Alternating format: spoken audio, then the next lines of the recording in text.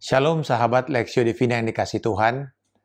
Pada renungan hari ini, saya ingin mendedikasikan kepada kelompok target yang paling rentan, yaitu saudara-saudara, om, tante, bapak, ibu yang sudah tergolong sebagai lansia, yang sejak pandemi COVID-19 ini, selama pandemi telah menjadi sasaran yang paling rentan.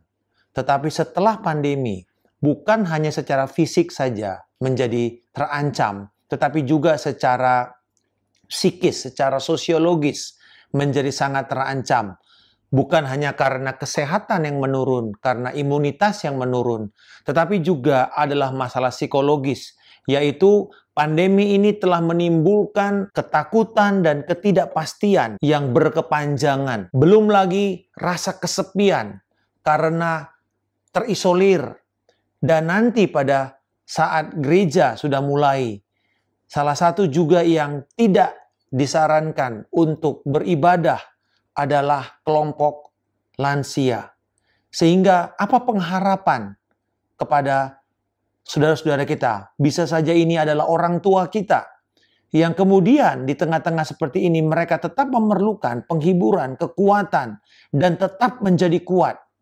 Dan kita belajar pada hari ini dari Mazmur pasal yang ke-71, di mana Raja Daud, saya percaya bahwa ini banyak para sarjana Alkitab mengatakan ini adalah Raja Daud yang berada pada usia yang sudah tua, yaitu sekitar umur 60 tahun, pada waktu dia sedang terancam oleh anaknya sendiri, Absalom.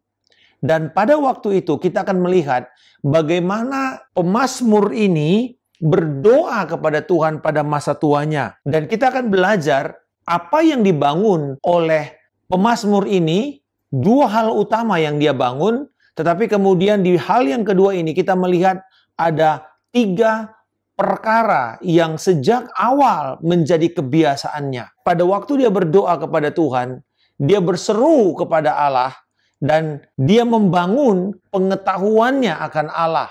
Satu deep knowledge tentang Tuhan. Dikatakan di dalam ayat yang kelima, sebab engkaulah harapanku, ya Tuhan, kepercayaanku sejak masa muda, ya Allah. Pemazmur di sini, Raja Daud berseru kepada Tuhan, dan dia berkata, engkaulah harapanku, engkaulah kepercayaanku.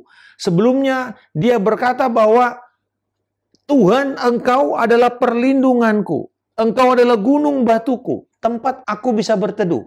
Dengan kata lain, bahwa Daud menjadi begitu confidence, begitu kuat, tidak takut dengan ancaman sekalipun itu adalah dari anaknya sendiri. Karena dia memiliki pengetahuan, pengenalan akan Allah yang benar. Dan dikatakan di dalam ayat yang kelima ini, kapan dia membangunnya? Dia membangunnya sejak masa muda. Sejak muda, sejak pada waktu dia masih menjadi gembala yang kecil. Di situ dia mulai membangun pengenalannya akan Allah. Jadi cara menjadi tua yang benar secara alkitabiah adalah membangun kedekatan, keintiman kita dengan Allah sejak masa muda. Dan saya percaya bahwa kita semua sedang menuju ke sana. Dan ada pilihan bagi kita pada hari ini untuk membangun hubungan kita yang intim dengan Tuhan. Sebab umat yang mengenal Allahnya akan tetap kuat dan melakukan perkara-perkara yang hebat, kata Daniel. Dan saya percaya bahwa inilah dorongan kepada setiap saudara-saudara yang berusia lanjut, bahwa jangan engkau menjadi takut dan gentar selama engkau memiliki pengetahuan, pengenalan Allah yang benar. Bahkan Rasul Paulus pada masa tuanya dia berkata, yang ku kehendaki ialah mengenal dia dan mengenal persekutuan di dalam penderitaannya. Yang kedua, pemazmur membangun iman, pujian, dan pengharapan akan Allah. Dan inilah yang kita lihat sekarang secara pelan-pelan satu persatu. Dikatakan yang pertama dia membangun iman. Ayat yang ketiga dia berseru, Tuhan jadilah bagiku gunung batu, tempat berteduh, kubu pertahanan untuk menyelamatkan aku. Sebab engkaulah bukit batuku dan kubu pertahananku. Dan di ayat yang ke-20, engkau yang telah membuat aku mengalami banyak kesusahan dan malapetaka. Jadi dia memperhitungkan setiap kesusahan demi kesusahan, malapetaka demi malapetaka pada masa lalunya. Engkau akan menghidupkan aku kembali. Saudara lihat ada roh iman, spirit of faith, rise up, bangkit. Dan dia percaya bahwa engkau akan menaikkan aku kembali. Engkau akan mengangkat aku kembali. Engkau akan menegakkan aku kembali.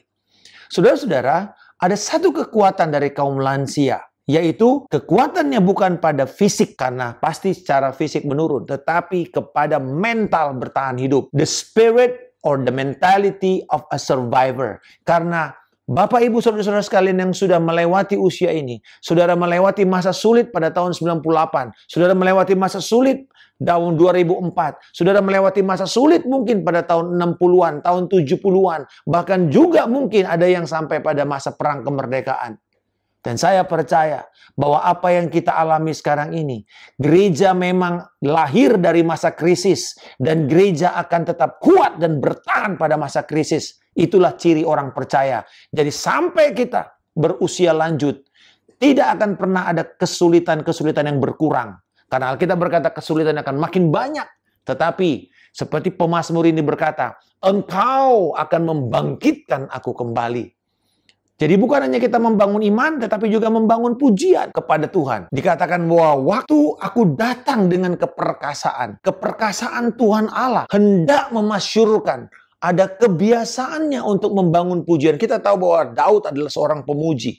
Daud selalu mengagungkan Tuhan sejak masa mudanya. Kecapinya tidak akan pernah lari dari dia. Kalau sekarang mungkin kita bilang dia adalah seorang gitaris. Kemanapun dia pergi, dia bermain gitar sebagai wujud penyembahannya, caranya dia mengekspresikan kepada Tuhan. Pada waktu dia mengalami tekanan, pada waktu dia mengalami ancaman, dia selalu mengingat akan puji-pujian. Dikatakan biarlah puji-pujian, perenunganmu ada dalam bibir mulutku senantiasa. Dan dia berbicara tentang keadilan Tuhan di sini.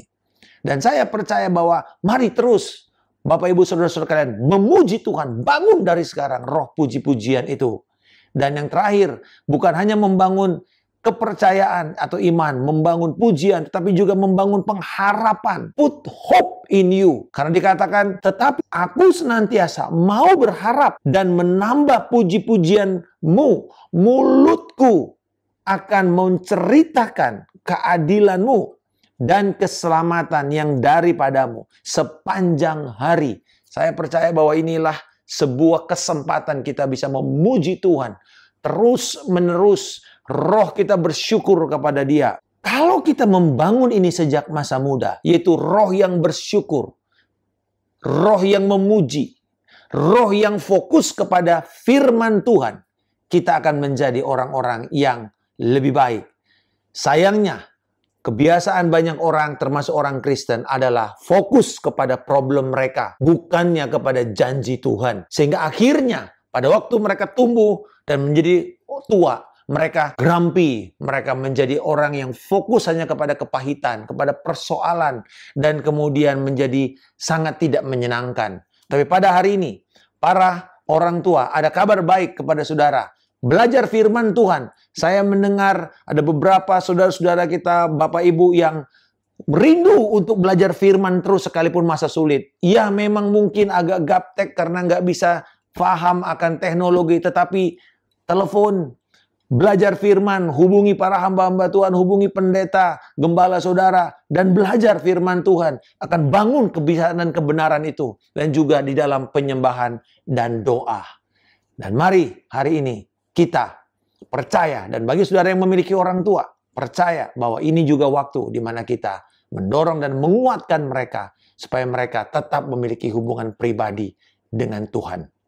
Bapa, kami bersyukur untuk orang tua kami, atau kalau hari ini kami yang sudah menjadi lanjut, sebagaimana pemazmur Daud berkata di sini Tuhan, bahwa pada waktu tua aku berlindung kepada Engkau dan aku tidak akan mendapat malu.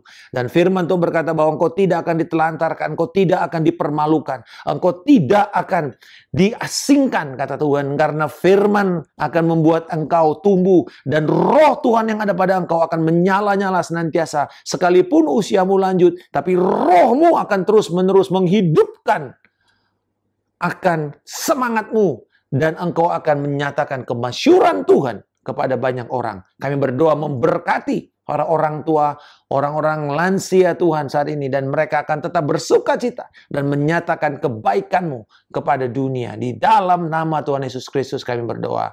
Haleluya. Amin. Salam kemenangan.